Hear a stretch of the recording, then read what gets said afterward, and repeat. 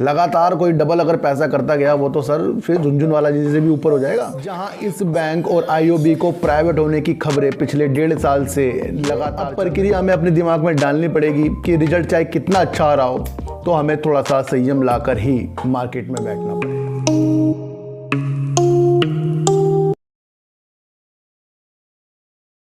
नमस्कार, मैं स्वागत करता हूं आपका अपने इस चैनल में जिसका नाम है सार्थक बाजार से। और आज बात करेंगे sir central bank of India की और बात करेंगे सर क्रिप्टो करेंसी की। इन सब की बात करने से पहले एक बात हम ये जान लेते हैं कि कंपनियों के सर Q4 के रिजल्ट आने शुरू हो गए हैं।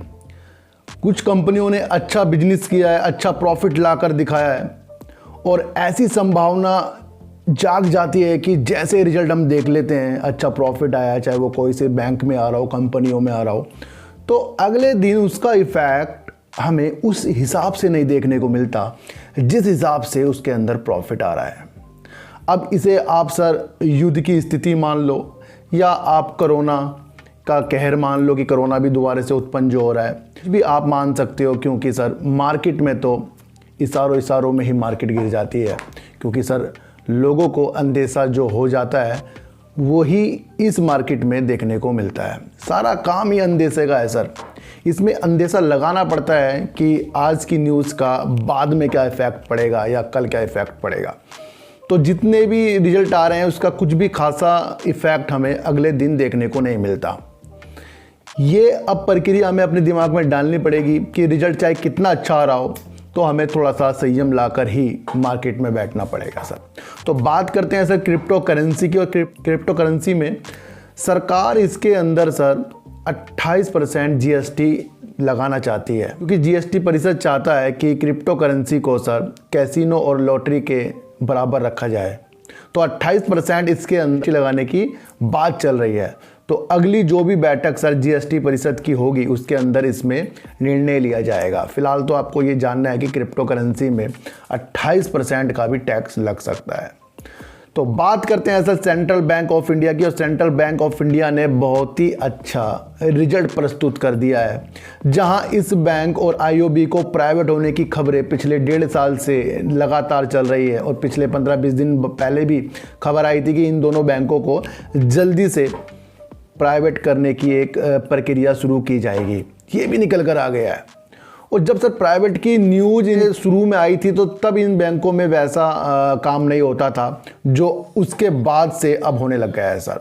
तो इन्होंने सर 310 करोड़ रुपए का प्रॉफिट कर दिया है और इनकी टोटल इनकम सर 5,787 करोड़ रुपए करीब हुई है। और इसी सेम क्वार्टर में जो इनको शुद्ध घाटा था सर 1,349 करोड़ रुपए का घाटा था। इस क्वार्टर में सर इन्होंने सर 310 करोड़ रुपए का प्रॉफिट लाकर दिखा दिया है।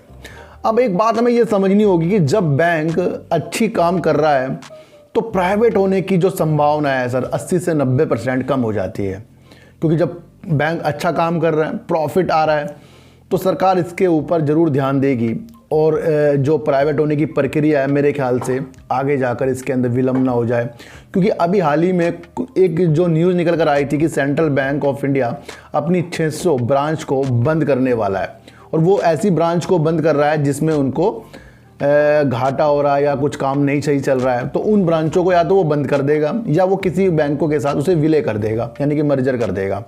तो यहाँ पर भी कहीं भी प्राइवेट की न्यूज़ वाली खबरें नहीं देखने को मिल रही है। अब इनका 310 करोड़ रुपए का जो प्रॉफिट निकल कर आ रहा है ये बता रहा है कि बैंक में अच्छा काम हो चुका है।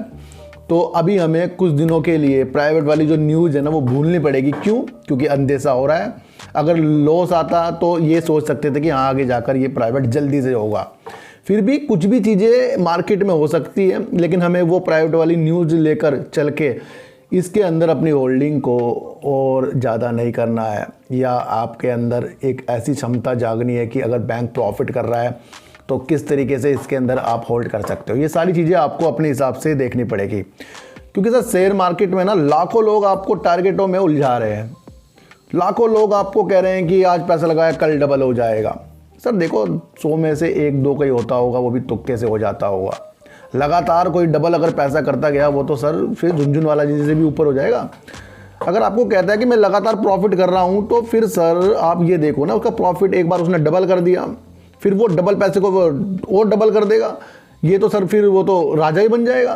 तो जो भी आपको इस तरह से गुमराह करता है कि भाई मैं आपके पैसे लगाऊंगा और डबल कर दूंगा, तो ऐसे झांसे में बिल्कुल भी ना आए और शेयर मार्केट में बिल्कुल संयम से आपको काम करना पड़ेगा। तो बैंक ने सर प्रॉफिट लाकर दिखा दिया है, इसकी संभावना प्राइवेट वाले को थोड़ी सी हमें दबानी पड़ेगी और इसके अंदर अब हमें अलग दृष्टि से जो बैंक प्रॉफिट लाकर दे दिया है कि अब इसके अंदर जो ग्रोथ के सिलसिले शुरू होंगे वो हमें होले होले देखने को मिलेंगे।